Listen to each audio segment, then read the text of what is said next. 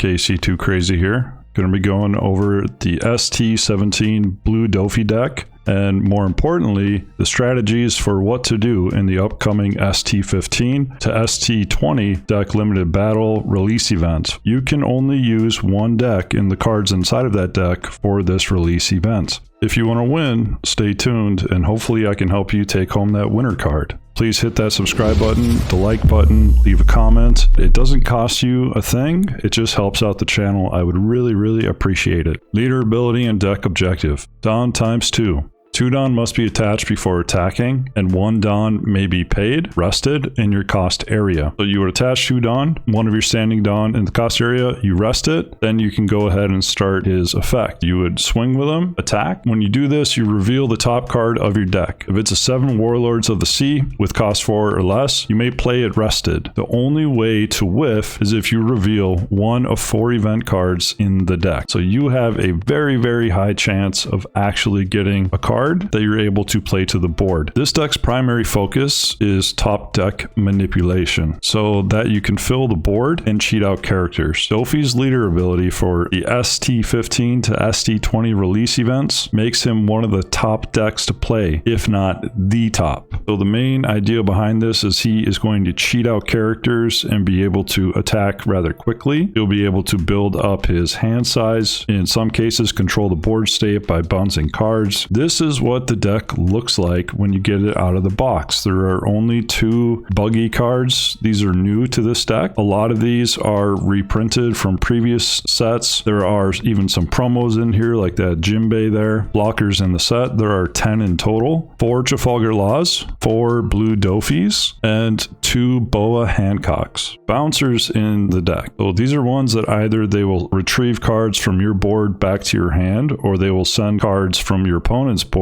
back to their hand. The new bouncer we have is Trafalgar Law. This is the 4-drop. Bounce one of your characters back to your hand. If that condition is met, then a 4 cost or less can be bounced to you or your opponent's hand. So you can move 2 cards in total off of the board state. You could potentially return 2 cards to your hand, or you could return 1 to your hand and 1 to your opponent's hand. Anytime you see on a card where you see you may return one of your characters to its owner's hand in bold, that is the condition that you need to meet, and if you meet it, there's the colon there. The colon basically says, okay, if you did that, then you may do this. If you met that, your leader can take a 7 Warlords of the Sea, return up to 1 4 cost or lower character to its owner's hand. Then your leader can return the 4 cost or less. Your leader is a 7 Warlords of the Sea, so you can do this. The event here from OPO1, if you leave 2 standing Dawn at the end of your turn, you can use it as a counter. It's kind of like Rad Beam, where you can add 4k power to either your leader or a character. Then you are able to return an active character with a cost of 3 or less. Please note, it needs to be an active character. If your opponent has a rested character, let's say they had just attacked you, you can't return that card. And same goes for your side of the board. If you have a rested character and you use this as a counter, you may not return it to your hand. It needs to be active. Trigger will bounce a 4 cost or less. Sorters. So these are the ones that are going to help you set up the top of your deck. This is the whole purpose of Doflamingo's game strategy. So to start off with the first 3 sorters, we have Buggy. So you look at the top 3 and sort them, place them back on the top of the deck in any order. It's important I underline top here and pay attention to this as we go forward. Some of these will say top, some will say top and bottom. If you're playing a mirror match, it's important for you to understand as well, just to make sure that your opponent's doing what they're supposed to be doing when they're playing. Marcel D. Teach, this is an activate main, so you can do this every single turn. You do not have to rest him to activate this ability. You place 1 card from your hand on the top of your deck, attach up to 2 rested Dawn to your leader or a character. This can work out really well if, say, you have a lot of cards in your hand, you use him, or if you have a card in your hand, you really want to play it out to your board, you stack your deck, then get him out there when you do Dofi's leader ability. We have the classic blocker here on the far right, Doflamingo. With him, he looks looks at the top 5 cards of the deck and returns them either to the top or the bottom in any order. So he can help you dig really deep into your deck to see what you want to do on the following turn and on the turn you're currently in. Continuing on with the sorters, we have Bartholomew Kuma. Look at the top 2 from your deck, reveal up to 1 7 Warlords of the Sea and add it to your hand. Place the other card at the top or bottom of your deck. Crocodile, new addition in ST17. You reveal the top card of your deck, so you just flip it over. If it's a 7 Warlords of the Sea, draw 2, so you take that card and the next card, and then you place one of them from your hand to the top of the deck. Boa Hancock, another new addition. Her artwork looks like it's stretched out, like somebody made a mistake. Anyway, very good card. 6k body. You're not going to find powerful cards in this deck. There's also a vanilla that's 6k. With Boa Hancock, you're able to look at the top 3 cards, return them to the top or bottom in any order, then give up to 1 Rested Dawn to a 7 Warlords leader or character. She's good for swinging. She poses a really good threat on your board that your opponent has to deal with, and she's attaching a Rested Dawn to either a character or your leader, which can help with your leader's ability, or it can help power up a character. One thing to know with Boa Hancock, let's say we're playing her out with our leader's ability. He needs to declare the attack, and then he plays her out. She can then add a Rested Dawn to him. Let's say he was at 7k power. He then goes to 8k power before his attack finalizes on your opponent.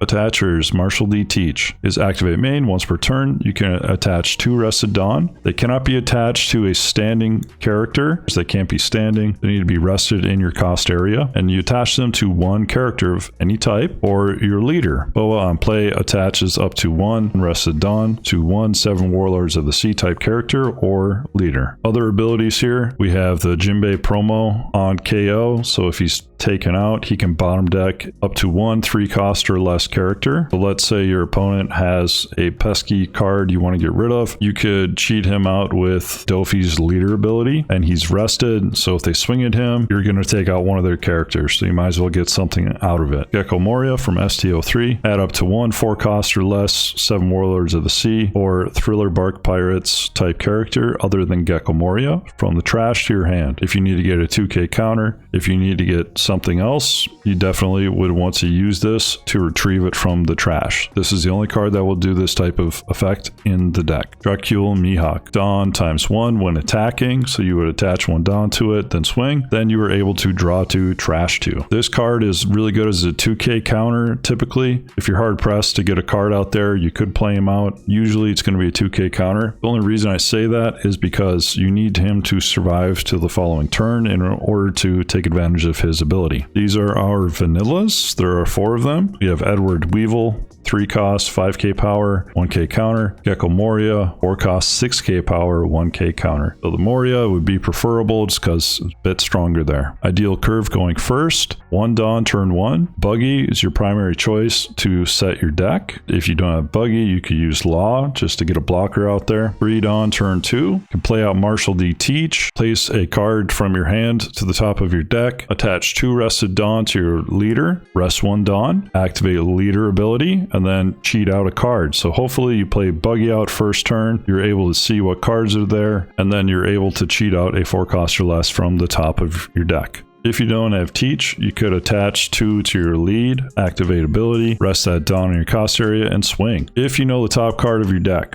take advantage of your leader ability as much as you can. A third option, if you're going the safe route, you could swing with lead, then play out Blocker Dofi to prepare for later turns. This is if you've not previously set or stacked your deck. Also, to be very, very safe, you have a very low chance of hitting an event, especially if you happen to have one in your hand. You should feel pretty confident that you're going to hit a card. Ideal Curve, 5 Dawn turn 3. Your ideal curve here is very situational. Depends on the board state, what you have in hand. If you want to block her up, you already have Teach on your board. Play out 1 drop Blocker Law and 3 drop Blocker Dofi. Activate Teach's ability. Set Boa Hancock to the top of your deck. Then attach 2 Rested Dawn to your lead. Swing with lead. Activate leader ability to cheat out Boa. Activate Boa's ability. Set cards. Then attach 1 more Rested Dawn to lead. Your 7k attack from your leader just increased to an 8k attack. More 5 Dawn combos. Need to dig into your deck and add cards to hand? You could play out Buggy. Set up what you want, play out Teach,